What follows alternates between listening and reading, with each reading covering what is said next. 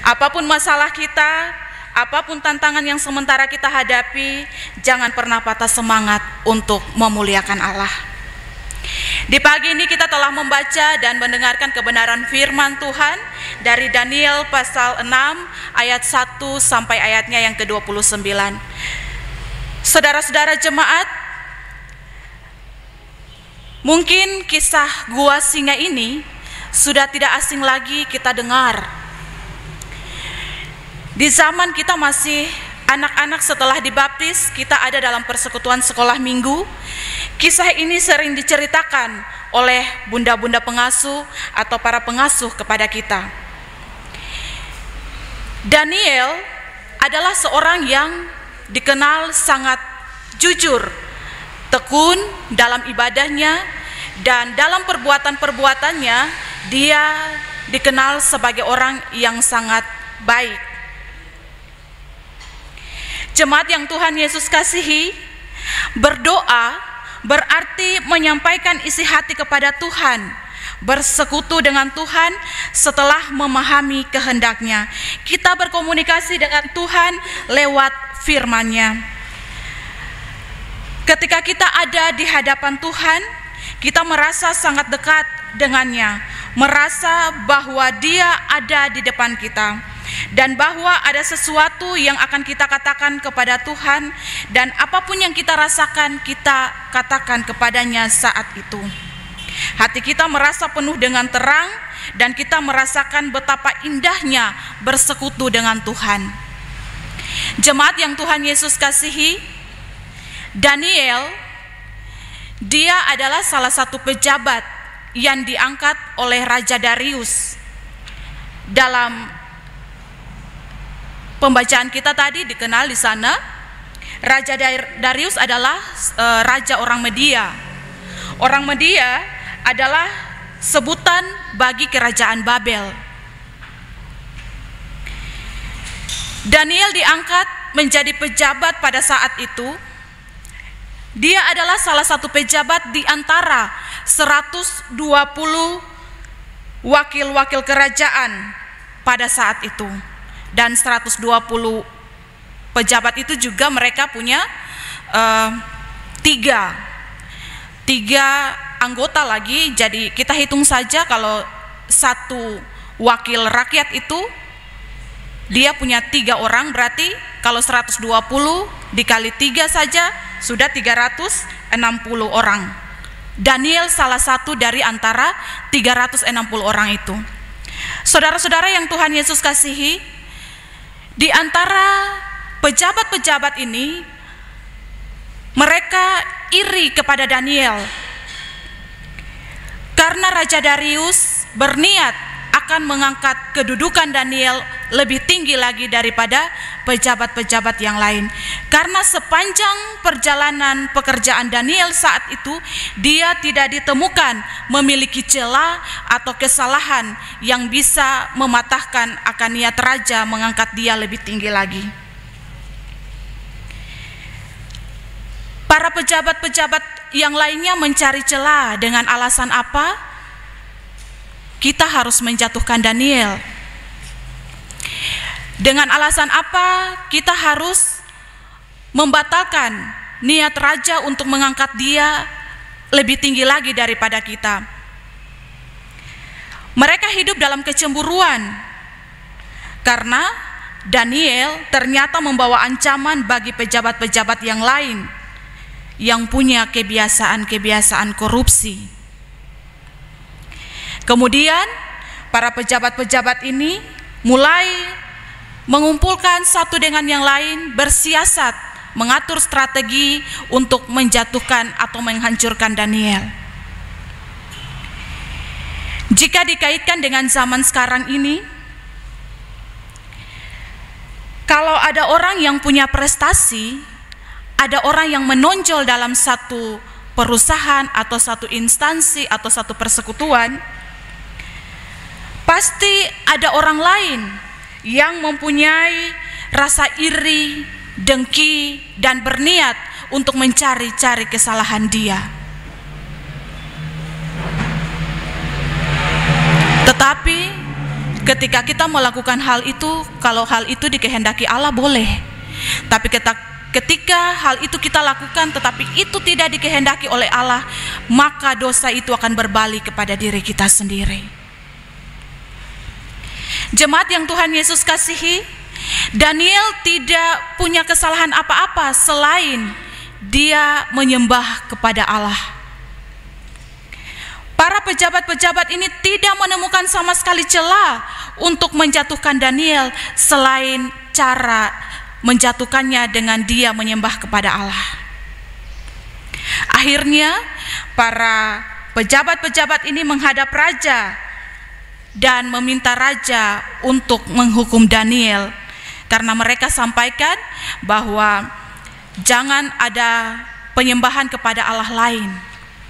Karena Daniel taat dan setia kepada Allah, maka pejabat-pejabat ini menggunakan celah itu untuk menjerumuskan dia ke dalam gua singa.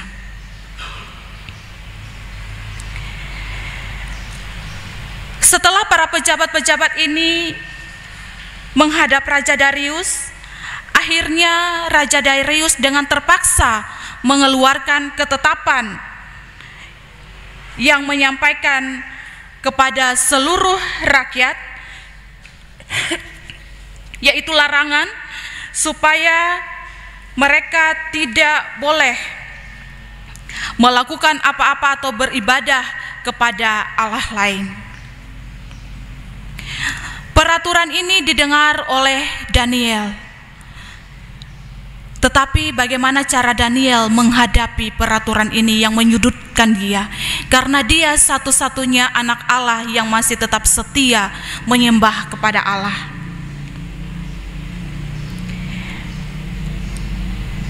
Daniel kemudian mencari waktu 1 hari 3 kali untuk berdoa dan menyembah kepada Allah. Daniel tidak takut, bahkan dia tidak melarikan diri. Bahkan dia tidak ke Raja Darius pun untuk menceritakan rasa kegelisahan hatinya, tidak. Dia pergi ke tingkap-tingkap daripada gedung itu dan dia beribadah kepada Tuhan. Dia setia dalam doa-doanya. Dalam kehidupan kita, seringkali Tuhan adalah tempat terakhir untuk kita berdoa. Ketika kita ada masalah, Tuhanlah yang terakhir yang kita datang. Ketika kita ada masalah, kita mencari orang-orang yang bisa kita curhat, orang-orang yang bisa kita sampaikan apa yang kita rasakan. Kita tidak pernah datang dan sampaikan rasa yang kita rasa. Kita tidak pernah curhat kepada Tuhan. Nanti kalau jalan sudah buntut, baru kita berdoa dan berharap Tuhan buka jalan kepada kita. Kisah Daniel ini mengajarkan kita untuk kita jadikan Allah adalah pintu pertama kita masuk meminta pertolongan. Daniel yang begitu menjaga kehidupan ibadahnya, dia sangat taat. Dan ketika larangan itu keluar, maka Raja Darius pun terpaksa harus mengikuti peraturan itu juga, padahal Raja Darius sangat mengasihi Daniel karena dia dikenal sebagai orang yang baik. Raja Darius dia tidak mungkin membatalkan lagi peraturan itu walaupun dia mengasihi Daniel, karena dia terbentur dengan konsekuensi yang sudah yang akan terjadi. Akhirnya Daniel pun diputuskan untuk dibuang ke dalam gua singa. Pada saat itu kita baca di sana Raja Darius, karena dia sangat mengasihi Daniel, dia merasa gelisah. Raja Darius berpuasa semalaman.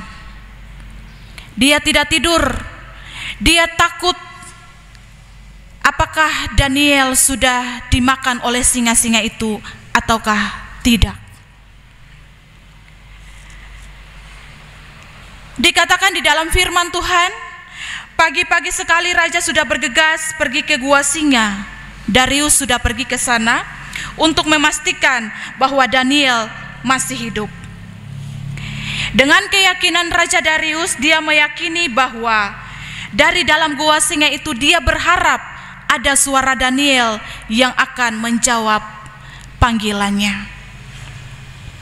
Ketika sampai di sana, Raja Darius berteriak ke dalam gua singa itu, "Daniel, hamba Allah yang hidup." Ketika mendengar suara itu, Daniel menyahut kepada rajanya, "Ya Raja, kekalah hidupmu." Mengetahui hal ini, Raja Darius tahu bahwa Daniel telah diselamatkan daripada amukan singa-singa pada saat itu. Daniel selamat dan betapa bersukacitanya Raja Darius. Ia lalu memerintahkan supaya Daniel dikeluarkan dari gua singa dan menyuruh untuk membuang ke gua singa itu para petinggi-petinggi yang berkonspirasi untuk menghabisi Daniel dan menggunakan kekuasaan kecemburuan. Dan bukan mereka saja yang dibuang ke dalam gua singa. Dikatakan dalam firman tadi bahwa istri dan anak-anak mereka pun dibuang ke dalam gua singa. Sebelum mereka ada di dasar tanah, mereka sudah diterkam oleh singa-singa itu. Ternyata dalam menjalankan tugas kesetiaan kita, pasti ada tantangan yang kita hadapi. Dari kisah Daniel ini, Raja Darius dia mengalami pertobatan. Karena dia dinilai orang yang tidak taat kepada Allah. Raja Darius menulis surat kepada setiap daerah-daerah yang memerintahkan, "Bersama ini kuberikan perintah bahwa di seluruh kerajaan yang kukuasai orang harus takut dan gentar kepada Allahnya Daniel. Sebab dialah Allah yang hidup, yang kekal untuk selama-lamanya, pemerintahannya tidak akan binasa dan kekuasaannya tidak akan berakhir." Jemaat yang diberkati Tuhan, dari kisah Daniel ini kita belajar bahwa orang lain tidak akan berhasil menjatuhkan kita jika tidak menemukan celah dalam diri kita. Jika kita hidup jujur, kita hidup baik dengan sesama, pasti ada yang membela kita. Siapa orang yang pertama membela kita? Itulah Allah. Allah kita, Allah yang hidup. Bagaimana cara kita untuk meminta pertolongan kepada Allah? Berdoa. Saat menghadapi banyak tantangan dan banyak masalah di tempat kita bekerja, di tempat kita ada dalam persekutuan atau perkumpulan, ingatlah bahwa Allah senantiasa bersama-sama dengan kita. Apapun masalah kita, tetap sampaikan kepada Tuhan dalam doa. Kisah Daniel, kita bisa lihat di sana ada mujizat Tuhan. Mujizat Allah yang terjadi, yang dirasakan oleh Daniel. Saudara-saudara jemaat yang Tuhan Yesus kasihi, ketika kita difitnah, kita mengalami persoalan, jangan kita lari kepada siapa-siapa. Tetap berdoa karena Allah yang menyelamatkan kita. Tetap kita menunjukkan rasa hormat kepada Allah kita, menunjukkan kesetiaan kita kepada Allah. Walaupun terkadang di tempat kita ada dalam persekutuan, perkumpulan, ketika kita ada dalam tempat kita bekerja, ada kebijakan-kebijakan yang diambil oleh pimpinan-pimpinan kita yang mungkin mengecewakan hati kita. Tetapi dari kisah ini kita diajarkan untuk kita harus kuat menghadapi masa-masa sulit.